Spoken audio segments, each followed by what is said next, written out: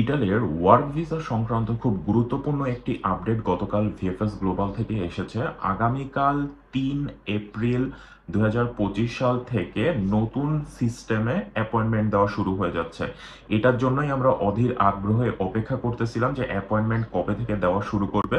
তো আগামীকালকে থেকে আপনারা নতুন যারা ২২ অক্টোবরের পরে বা ২২ অক্টোবর অথবা এর পরে যারা মূল্যাবস্থা কালেক্ট করেছেন, আপনাদের মূল্যাবস্থার প্রথম পেজে প্রোটোকল নাম্বারের নিচে একটা ডেট লেখা আছে। ওই ডেটটাই হইল গিয়ে আপনার এই যে ২২ অক্টোবরের আগে না পরে আপনারা বুঝে যাবেন।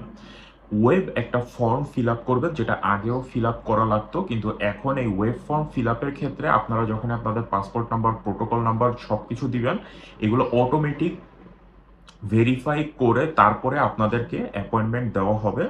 এবং এই অ্যাপয়েন্টমেন্টের সময় আপনার এই প্রোটোকল নাম্বার বা আপনি যদি কোনো ভুল তথ্য দেন, যদি মিস ইনফরমেশন দেন, তখন কিন্তু আপনার ফ্ল্যাগ হয়ে যাওয়ার চান্স থাকবে। অর্থাৎ আপনার ইটালির ভিসা তো হবেই না, ভবিষ্যতেও হয়তোবা আপনি ইটালির ভিসার জন্য দাঁড়াইতেই পারবেন না। সুতরাং সাবধান হবেন।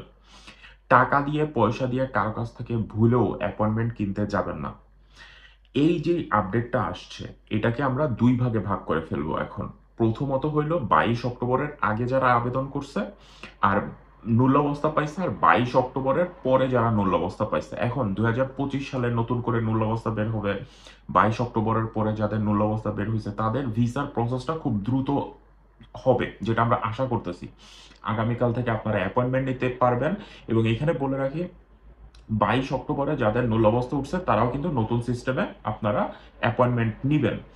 এখন সব থেকে বড় প্রশ্ন হইল, ২২ অক্টোবরের আগে যাদের মূল্যাবস্থা ছিল, যারা স্ক্যান কপি জমা দিয়ে আসছেন, এদের মধ্যে অনেকের সাদা পাসপোর্ট ফেরত দিয়ে দিছে। এটা হলো সব থেকে দুঃখজনক বিষয়। তার কারণ ২০২৩ ২০২৪-এর অনেক মূল্যাবস্থা নিয়ে আপনারা স্টিল বসে আছেন। ১ বছর, ১.৫ বছর, ২ বছর হয়ে গেছে, কোনো হদিস নাই। দেখেন, সবার প্রথম ভুল, আপনাদেরকে বলা হয়েছিল ভিএফএস গ্লোবাল থেকে, ইটালিয়ান এম্বাসি থেকে পাসপোর্ট কালেক্ট করার জন্য। আপনারা দালালের কথা শুনে পাসপোর্ট কালেক্ট করেন নাই, বিপদে পড়বেন। দ্বিতীয়ত, আমরা ভুল কাজ করছি। এটা মানতেই হবে। আপনাদেরকে এখন, আপনারা যদি ভবিষ্যতে আন্দোলন করতে যান, এখন তো যারা ২২ অক্টোবরের পরে তারা কখনোই আপনাদের সাথে আন্দোলনে আসবে না। কেন? তার কারণ হিতে বিপরীত হবে। আপনারা আন্দোলন করবেন, এম্বাসি তখন অন্য দিকে মোড় নিবে, তখন নতুন যারা এই যে মূল্যাবস্থা পাইছে, এখন তারা অ্যাপয়েন্টমেন্ট পাবে ইনশাল্লাহ, এবং তাদের কাজগুলো খুব দ্রুত হবে। তারা কখনোই আপনাদের সাথে আন্দোলনে যাবে না। এখন আপনারা যদি আন্দোলন করতে যান, কেন করবেন? দেখেন, বাংলাদেশের লোক, এখানকার একজন, ওই যে নজরুল ইসলাম সাহেব, ২ কোটি টাকা দিতে চাইছে একটা এমপিকে। আপনি বুঝতে পারেন, এখানে ৫০, ৬০, ৭০, ১০০ জনের একটা চ্যানেল। আপনারা মানে খুব অল্প সময় ইটালি গিয়ে বড়লোক হবেন, এবং অপরিচিত মানুষের সাথে মাধ্যমে আবেদন করে আপনারা যে খুব মানে প্রফিটেবল হইতে চাইছেন খুব কম সময়ে, যারা মধ্যপ্রাচ্য থেকে, যারা অন্যান্য জায়গা থেকে আবেদন করছেন, ভাই দেখেন, আমার যদি আজকে ইটালিতে লোক আনার যদি একটা ক্ষমতা থাকতো, আমি অনলাইনে এসে প্রচার করতাম না। আমার ভাই, বন্ধু, পরিবার মিলে আরো শতখানেক লোক আছে। ১০০ লোক এত সহজে আনা যায় না।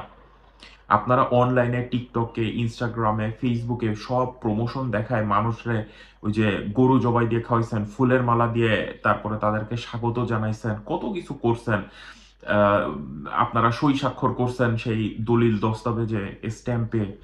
এমনও লোক আছে যাদের কাছ থেকে আপনারা আবেদন করছেন, যাদের মাধ্যমে ইটালিতে নিজে থাকার কাগজ নাই, তাদের মাধ্যমে সে নাকি 10টা কাগজ জমা দিছে।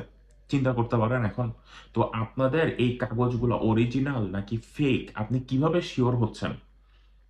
যতই আপনার মামা, আপনার চাচা, আপনার দাদা এখানে আবেদন করুক না কেন, সে কি নিজে মালিক? সে যদি নিজে মালিক না হয়, দেখা গেছে যে সে অন্য আর এক মাধ্যমে সে আবেদন করছে। ধরেন আমি আমার ভাইয়ের জন্য আবেদন করতেছি, এখন আমি কাজ করি এক কোম্পানিতে, সেখানে আমি তার আনতে পারবো না। আমি আর এক দালাল ধরছি এই ইটালিতে, তার মাধ্যমে আবেদন করছি। এখন সে যে আমার অরিজিনাল কাগজ দিছে তা তো কোনো গ্যারান্টি নাই। আপনাদের সবকিছুই দেখায় দিচ্ছে, আপনাদেরকে রিসিভুতা দেয় না, আপনাদেরকে মূল অবস্থা ঠিক মতো দেয় না, আপনাদেরকে স্টেপ মেসেজে লেখা আছে অনলাইনে, আপনাদেরকে ভিডিও কলে দেখায় না। তাহলে আপনারা কেমনে শিওর হচ্ছেন যে আপনাদের কাগজ ঠিক আছে? ভাই, ইটালিয়ান এম্বাসিতে 20,000, 40,000, 30,000 যত পাসপোর্টই জমা ছিল তারা এই এপ্রিল মাসের মধ্যে মোটামুটি একটা পর্যায়ে নিয়ে আসছে। ডিসেম্বরের মধ্যে তাদের 20,000 পাসপোর্ট ফেরত দেওয়ার কথা ছিল, মোটামুটি তারা 20,000 দিছে। এবং এই এপ্রিল মাস পর্যন্ত তারা আরো অনেক, একটা সময় আসবে দেখবেন আপনারা সরাসরি এম্বাসি থেকে বলে দিবে তাদের হাতে একটা পাসপোর্টও জমা নাই। মানে আগের যত 2023-24-এর পাসপোর্ট ছিল একটা পাসপোর্টও জমা নাই। তখন আপনি কি করবেন? এম্বাসি তো দায় ছাড়া হয়ে গেল। সরকারের প্রতি আপনারা আহ্বান জানাচ্ছেন, উপদেষ্টা আমাদের ডক্টর মোহাম্মদ ইউনুস, তার কাছে আপনারা আহ্বান জানাচ্ছেন, কি করবে বলেন?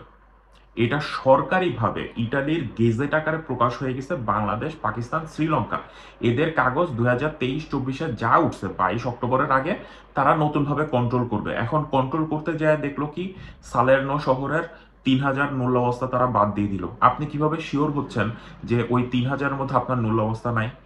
এরপরে তার নিচে আর একটা শহর, ওইখান থেকে আপনার প্রায় এরকম হাজার খানেক আপনার বাদ দিয়ে দিল, তার মধ্যে আপনার নূল্যাবস্থা নাই। আপনি কিভাবে শিওর হচ্ছেন? এরকম তো আস্তে আস্তে আসতেছে। 2 দিন পরে রোম, মিলানো, ভেরোনা, বড় বড় শহরগুলোতে আস্তে আস্তে তারা কন্ট্রোল করা শুরু করতেছে। এরকম হাজার হাজার যে নূল্যাবস্থা আপনারা বাংলাদেশে নিয়ে বসে আছেন, এগুলার যে অরিজিনাল তার তো কোনো সিওরিটি নাই। সুতরাং এটা তারা কন্ট্রোল করবে, দ্বিতীয়বার কন্ট্রোল করবে, মালিকের সাথে যোগাযোগ করবে।